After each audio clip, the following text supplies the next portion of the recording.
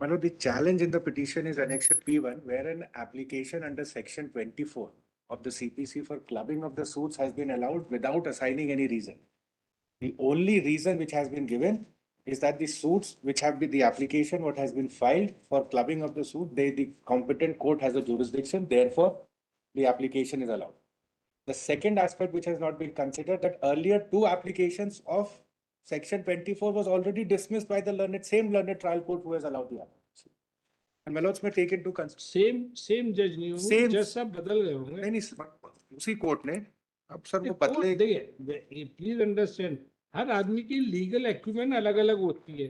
एक जज साहब को लगा कि नहीं भाई ये नहीं है, क्लबिंग का मामला नहीं है, नॉर्मल ट्रांसफर एक्सरसाइज में या जो भी है दूसरे जज साहब आए उनको लगा, तो इसमें कोई बुराई नहीं है। नहीं, प्रिंसिपल डिस्ट्रिक्ट जज ने किया, लेकिन जो ऑर्डर किया सेक्शन 24 का अलाउ करने के लिए, उसमें हमारा जो ऑब्जेक्शन था कि दो एप्लीकेशन ऑलरेडी रिजेक्ट हो चुकी है, उस पे एक जी पहले आप कौन सा ऑर्डर चैलेंज कर रहे हो? Page number 21 P1, page number 21 नहीं, क्या मतलब एक ट्रांसफर ऑर्डर को चैलेंज किया? हाँ, मैं कर रहा हूँ ट्रांसफर। एक मिनट, ये सूट किसका था सर? वो मैं आपको एक सिंपल, मैंने एक वो बनाया, 6 सूट्स के डिटेल्स है, ये आपको मैं पास ऑन कर देता हूँ। ये पूरे डिटेल्स हैं सूट्स के। उससे एक चीज पहले देख लें sir, before pointing out the suit. ये छह केस ट्रांसफर किए, 6 केस को इन्होंने क्लब कर, दो ऑलरेडी वहां चल ही रहे थे, 4 ट्रांसफर। मैं if I may just they may get an opportunity. पहले तो ये बताओ, क्लबिंग का क्या मतलब है? कंसोलिडेशन ऑफ सूट की बात कर रहे हो? जी, all different suits which were pending before different courts have been clubbed together by this particular order and no reason has been given. उनका सिर्फ देखिए, आप सिंपली एक ऑर्डर चैलेंज कर रहे हो ना। हाँ, मैं ऑर्डर डेटेड 4 मार्च 2025। 4 मार्च 2025 में तो जज साहब ने केवल ट्रांसफर किया है। हाँ, सब ट्रांसफर कर। क्लबिंग का ऑर्डर तो उन्होंने नहीं किया। क्लबिंग का ऑर्डर केवल ट्रायल कोर्ट करती है। Transfer section 24 is basically transfer and all the suits have to be heard together. वही तो लिखा है उन्होंने ऑर्डर में। भाई ठीक है ना, ठीक है, हर्ड टुगेदर, इसमें कोई बुराई नहीं है। एक जज साहब एक ही कोर्ट में सुने। हाँ, ये जज पार्टी सबकी सुविधाजनक बात होती है। उस पॉइंट पे नहीं, यही अंडर। हाँ, नहीं, मैं sir, may I just finish, he may argue my Lord, he may get a chance. I am not on that point. मैं बिल्कुल पावर है, आप बिल्कुल सुन सकते हैं। एक पार्टी है, एक सूट है, एक सब क्वेश्चन ऑफ लॉ है, एक जज है, टाइम वेस्ट नहीं होगा, सब सुन सकते हैं। हाँ, लेकिन आप एक बार मेरा एक वो देख लें जो मैंने आपको लिस्ट सप्लाई की है, उसके बाद I will answer every single question. जो पहले के 3 सूट हैं, पहले के जो 1 2 3 हैं, they were already pending before a singular court, 13 district judge Bhopal. They were already being pending before and they were being first two. I'm sorry, first 2. Third जो है, that was pending before 7 civil judge, which is of a different subject matter. Suit number 4, 5 and 6 are pending before a particular court, 10 civil judge.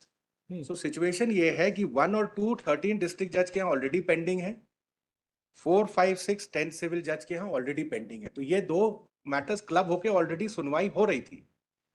Suit number 3 जो है, which is related to compounding of a different property, was pending before a different judge. इसके पहले the respondents filed an application under section 24 for clubbing of the suit on the ground that की delay हो रहा है, नई सुनवाई हो रही है। That was rejected, which we have filed it at page number 83, annexure P10. Page number 83, annexure P10. 19/12/2024 का आदेश है। It was rejected. Page number 88, annexure P11 देख लें। आप ये मनीष पिंजानी और रितेश, हाँ, आप किन की ओर से? रितेश की ओर से? मैं रितेश की ओर से। रितेश पिंजानी, रितेश सगे भाई हैं। हाँ, सगे भाई है, फादर है। इनका कुछ प्रॉपर्टी का डिस्प्यूट है, 2 प्रॉपर्टीज का डिस्प्यूट है, स्पेसिफिक परफॉर्मेंस का भी सूट है। They are claiming partition also. Then one property relates to compounding. That's a different thing. I'll come on that later. P11, page 88. Earlier, another application filed which was also rejected on 19/12/20. अच्छा, अब एक चीज देखें sir, P2 देख लें। एक minute, पहले 19/12/24 को बाकी उसमें फैक्ट्स और ये सारी चीजें सेम थी। सेम है। इनका कहना है कि साहब डिले हो रहा है। हाँ, सेम एब्सोल्युटली। 19/12/24 को रिजेक्शन का क्या कारण था? रिजेक्शन का मैलोड में देख लें, पेज नंबर 86 में। ये इसमें लंबी डेटें मिल रही है, ये कोई कारण नहीं है क्लब का ट्रांसफर करने का। एक जज के दूसरे यहाँ से, एक जज के यहाँ से लंबी डेटें मिल रही है, एक जज के यहाँ शॉर्ट डेट मिल रही है।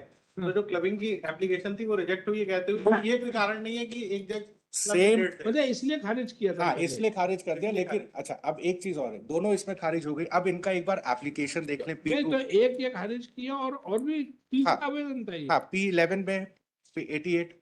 थोड़ा सा फैक्ट्स में हाँ मैं बता देता हूँ सर, 1 मिनट मैं बोल लूँ उसके बाद नहीं आप नहीं, एक है ये केस नंबर 431 19/12/24 हाँ को ये खारिज आप देख किया। रहे हैं 431/2024 जो पेज नंबर 83 पे है। और फिर एक है 432/2024 जो कि पेज नंबर 88 पे है। हाँ ठीक तो है, ये दो खारिज किए दो थे। खारिज उस दिन जज साहब सेम मूड में थे, अब हो सकता है, मतलब जो भी उनका जो भी है, दिमाग में था whatever it कि is। भाई ये कोई आधार नहीं है। ठीक है, है वो ना? हो गया। ठीक। हाँ अब उसके बाद इन्होंने फिर आप एक बार P2 देख ले, पेज नंबर 27। हाँ तीसरी एप्लीकेशन लगी, may be a different ground. हाँ My friend says it's not a ground. Fine, I'm not disputing it. I'm not on that. They file an application P2 at page 27. In the entire application, they don't disclose. The earlier two applications under section 24 has already been dismissed on whatsoever ground. I'm not saying on the merits or what, it has been dismissed. Now, once the section 24, either he may take it suo motu or he may issue notice. He issued notice to us. We filed reply P3 में page number 34 देखिए, उसमें मैं 2 paragraph पढ़ देता हूँ sir. यह कि आवेदक की ओर से उत्तराधीन आवेदन के वर्णित प्रकरणों के अंतरण करते हेतु 2 अंतरण आवेदन प्रस्तुत किए गए थे, जिसकी विविध प्रकरण की MJC so and so MJC so and so है, जिस माननीय न्यायालय द्वारा दिनांक 19/12/24 को निरस्त किए गए। जब आवेदक उपरोक्त दोनों विविध प्रकरणों में असफल रहा तो फिर ऐसी उसी अनुतोष के संबंध में पुनः यह विविध अंतरण प्रकरण प्रस्तुत किया गया है। इस तरह आवेदक एनकेन प्रकरण व्यवधान उत्पन्न कर रहा है तथा अंतरण आवेदन का भय दिखाकर विचारण न्यायालयों में कार्रवाई कराने से व्यवधान उत्पन्न कर रहा है, ताकि माननीय विचारण न्यायालय स्वतंत्र रूप से प्रकरण का निराकरण ना कर सके। इसी आशय से बार बार अंतरण आवेदन प्रस्तुत किया जा रहा है। ऐसी दशा में उत्तराधीन आवेदन विशेष पर निरस्त किए जाने योग्य है। यह कि उत्तराधीन आवेदन ने जिन प्रकरणों को एक ही न्यायालय में अंतरित करने का अनुतोष मांगा है वो विधि अनुसार संभव नहीं है, क्योंकि सभी प्रकरणों के वाद का विषय वस्तु, पक्षकार और न्यायालय के आर्थिक क्षेत्राधिकार अलग अलग है। इसी कारण विभिन्न प्रकरण विभिन्न न्यायालयों में प्रचलित है। इसके अतिरिक्त कुछ प्रकरण माननीय अपर जिला न्यायालय के सक्षम, कुछ प्रकरण माननीय कनिष्ठ व्यवहार न्यायालय और कुछ प्रकरण माननीय वरिष्ठ व्यवहार न्यायालय के सक्षम लंबित हों। ऐसी दशा में उक्त सभी प्रकरण एक न्यायालय में नहीं चल सकते। This was the reply file. Now my lords may see the impugn order. This fact was recorded by the learned trial that an objection regarding earlier application and the suit cannot be clubbed was recorded at page number 23. Now, while passing the order, 24 mandates, even there is I'll pass on a Supreme Court judgment which says that the power under 24 has to be exercised very sparingly, and there are conditions under which it can be exercised. It cannot be a straight jacket formula where an application is filed and you can pass an order under section 24 for clubbing of the suits. Now, what is the reason given by the learned trial court, my lords, just page number 24 से उन्होंने reason देना शुरू किया है। Paragraph 10 से शुरू करें। और ये सब सुनने को तो अपन दिन भर सुन सकते जी। हैं। आपकी आशंका क्या है ये बताओ, और don't beat around the bush. No I am not beating around the bush. मैं ये कह रहा हूँ, जब हम एक ट्रांसफर ऑर्डर के विरुद्ध आते हैं तो ये इतना सिंपल नहीं है कि साहब जज साहब ने क्यों कर दिया, हमें इस रूम से उस रूम में जाना पड़ेगा या उस फ्लोर से। एक ही पर्सन है और एडीजे को दोनों ही मुकदमे सुनने का अधिकार है। अनलेस आप किसी की इंटीग्रिटी के बारे में ट्रांसफर कर रहे हैं, वो कहते हैं पर्दे के पीछे कुछ और है। देखिए आप मतलब आपका एक्सपीरियंस, बहुत कुछ बातें लोगों को पता रहती हैं, हमारा भी कुछ एक्सपीरियंस है। कई बार जज साहब के पास बहुत सारे एडमिनिस्ट्रेटिव इनपुट्स आते हैं, वो कभी ऑर्डर में रिफ्लेक्ट नहीं होते और करने भी नहीं चाहिए। कुछ भी हो सकता है वो ट्रांसफर ऑर्डर आप ही के हित में हो। नहीं वो मैं कहा वो जज जिस कोर्ट, पहले बात तो सुनो, जिस कोर्ट में ट्रांसफर किया he might be more knowledgeable.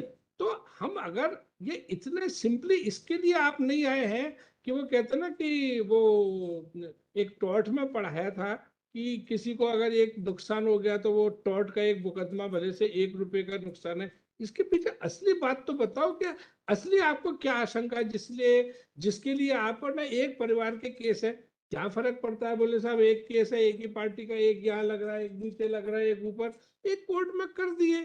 अब वो सही है, मतलब जो आपने सुप्रीम कोर्ट का जजमेंट किया वहां ये है कि अब उन्होंने, आप कह रहे हो कि यहाँ से असली बात क्या है ये बताओ यार, तब तो मजा नहीं आया अभी सर ये पूरी। असली बात क्या है वो तो क्लाइंट ही बताएगा, नहीं उसने ना, असली आप बात नहीं नहीं क्लाइंट मैं से, मैं आपको मैं क्लाइंट से देखिए, क्लाइंट कभी ये नहीं कहता कि वकील साहब इसमें एक कानूनी भूल हुई है इसलिए अपोज कर रहे हैं हम। क्लाइंट कुछ और कहता है, साहब ये असली बात सर ये है इसलिए इन्होंने ट्रांसफर कराया। मैं एक बात बोलूं, शायद ये सवाल मैं एक सिंपली बोल देता हूँ।